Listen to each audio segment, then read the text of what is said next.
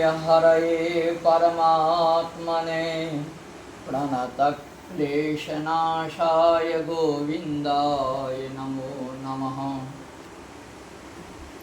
कृष्णाय वासुदेवाय हरये परमात्मने प्रणतक्लेशनाशाय गोविन्दाय नमो नमः। कृष्णाय वासुदेवाय हरये परमात्मने प्रणतक्लेशनाशाय गोविन्दाय नमो नमः।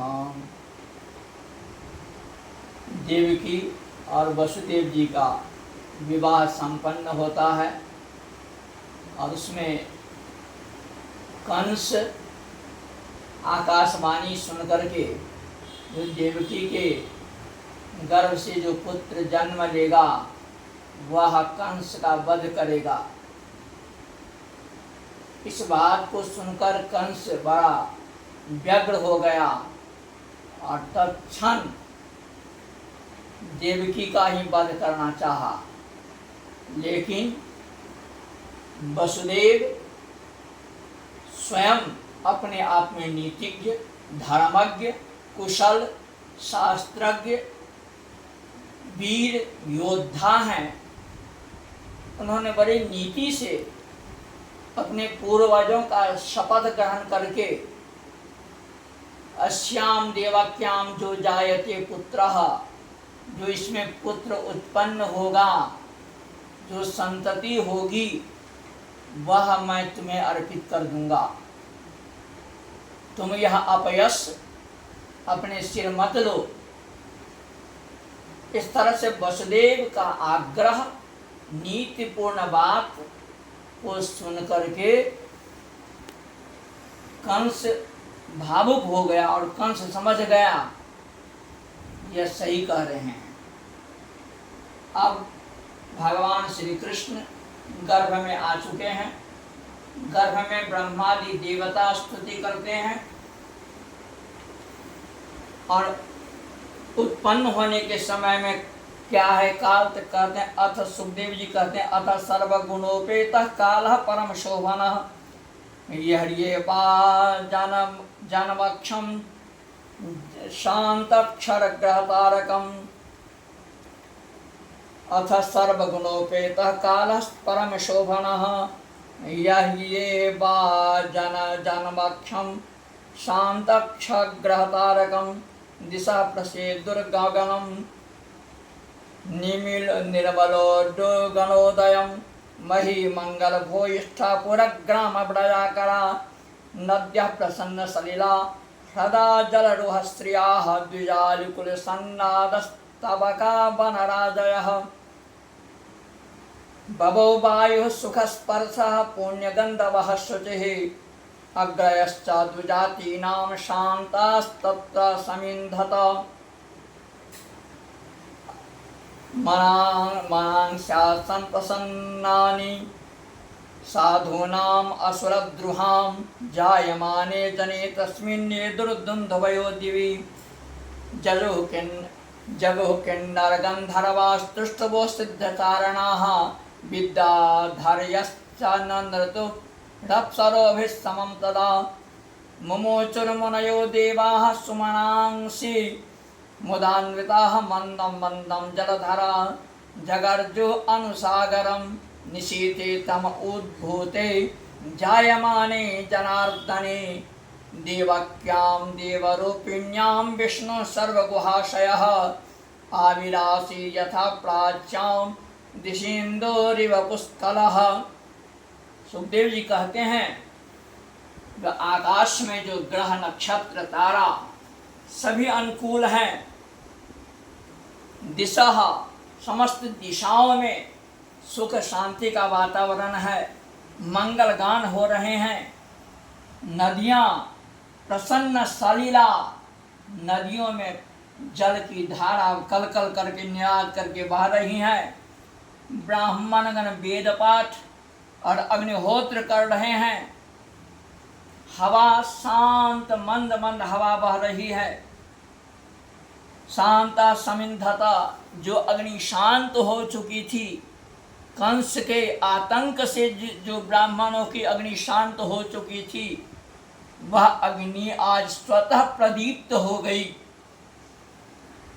सभी के मन प्रसन्न हो रहे हैं। क्यों प्रसन्न हो रहे हैं? तो जायमाने अजने तस्मिन, तो अजन है, अजन्मा है भगवान श्री कृष्ण। इनके जन्म लेने पर में किन्नर, गंधर्व, सिद्ध, चारण, विद्याधर, अप्सराएं, ये समस्त अपने अपनी कलाओं के दक्ष पारंगत होकर के नृत्य गान कर रही हैं। मुमुचुर मुनयो देवाः, मुनिगण, देवगण, इंद्रादि देवगण आकाश से, अंतरिक्ष से पुष्प की वर्षा कर रहे हैं और आकाश से मंद मंद जो मेघ है, मेघ से वर्षा हो रही है। थोड़े थोड़े मेघ में कभी बिजली छटकती है तो कहीं आवाज ध्वनि होती है। निशीते तम उद्भूते जायमाने जनार्दने, भगवान जनार्दन का प्राकट्य हो रहा है। कहते देवक्याम देवरूपिण्याम, देवकी कोई सामान्य स्त्री नहीं है। देवकी का स्मरण करते ही समझ जाना चाहिए यह साक्षात भगवती हैं। कहते सर्वगुहाशय विष्णु आविरासीत यथा प्राच्याम दिशिंदुरिव पुष्कलः, जैसे पूर्व दिशा में चंद्रमा उदित होता है, वैसे ही देवकी के गर्भ से जनार्दन भगवान विष्णु, उनके बारे में सुखदेव जी कहते हैं सर्वगुहाशयः। सर्वगुहाशय का तात्पर्य है न खलु गोपिका नंदनो भवान अखिल जन देहिनाम अंतरात्म दृक्। और गीताकार कहते हैं ईश्वर सर्वभूतानां हृदय सिर्जन तिष्ठति। तो हृदयाकाश, हृदय की जो गुहा है, जिसे दाहराकाश तंत्र की भाषा में कहा गया है, भगवान श्री कृष्ण चराचर में विद्यमान हैं। आज उनका प्रादुर्भाव हुआ है। उनके लिए बहुत बढ़िया श्लोक कहा, तमद्भुतं बालकमंबुजे क्षणं चतुर्भुजं शंख गदायुधायुधं श्रीवत्सलक्ष्मंगल शोभिकौस्तुभं पीतांबरं सान्द्रपयोदशौभगं महार्हवैदुर्य किरीट कुंडलत्विषा परिस्वक्त सहस्रकुंतलम् उद्दामकाञ्चन गदकङ्कणादिभिर्विर्योचमानं वसुदेव ऐक्षत सविस्मयोत्फुल्लविलोचनो हरिं सुतं विलोक्यानकदुन्दुभिस्तदा कृष्णावतारोत्सवसम्भवस्पृशन् मुदा द्विजेभ्यो युतमाप्लुतो गवाम् अथैनमस्तौ दवधार्य पूरुषं परं नताङ्गः कृतधीः कृताञ्जलिः स्वरोचिषा भारतसोतिका गृहं विरोचयन्तं गतभिः प्रभाववित्। जब भगवान श्री कृष्ण बाल मुकुंद का प्राकट्य हुआ तो व्यास जी कह रहे हैं चतुर्भुजम शंख गदायुधायुधम। शंख, गदा, आयुध इन्होंने धारण कर रखा है और 4 हाथ हैं, 4 भुजाएं हैं, पीतांबर धारण किए हुए।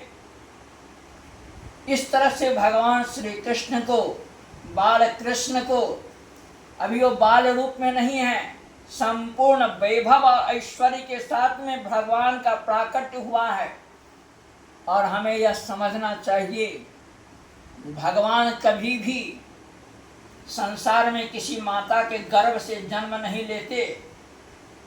भगवान प्रकट होते हैं, इनका माइक शरीर नहीं होता, ये त्रिगुणात्मक शरीर से परे हैं और इनका शरीर सच्चिदानंद स्वरूप होता है, जिसमें पंच भौतिक सम्मेलन इत्यादि नहीं कहा गया। वसुदेव जी कहते हैं कि मैं आपको जानता हूँ, आप साक्षात नारायण हैं, भगवान साक्षात पुरुषः प्रकृति परः। आप साक्षात जो ऋग्वेद, यजुर्वेद, सामवेद, अथर्ववेद के द्वारा पुरुष सूक्त में जिस पुरुष की चर्चा की गई है वह साक्षात पुरुष आप हैं। आप आनंद स्वरूप हैं, सभी को बुद्धि को देखने वाले हैं। एवं त्रिगुणात्मकं तदनुत्वं अप्रविष्टः प्रविष्ट इव भाव्यसे। ऐसे लगता है कि तुम त्रिगुण में प्रविष्ट हो गए हो, केवल आभासिक होता है लेकिन तुम प्रविष्ट नहीं होते हो।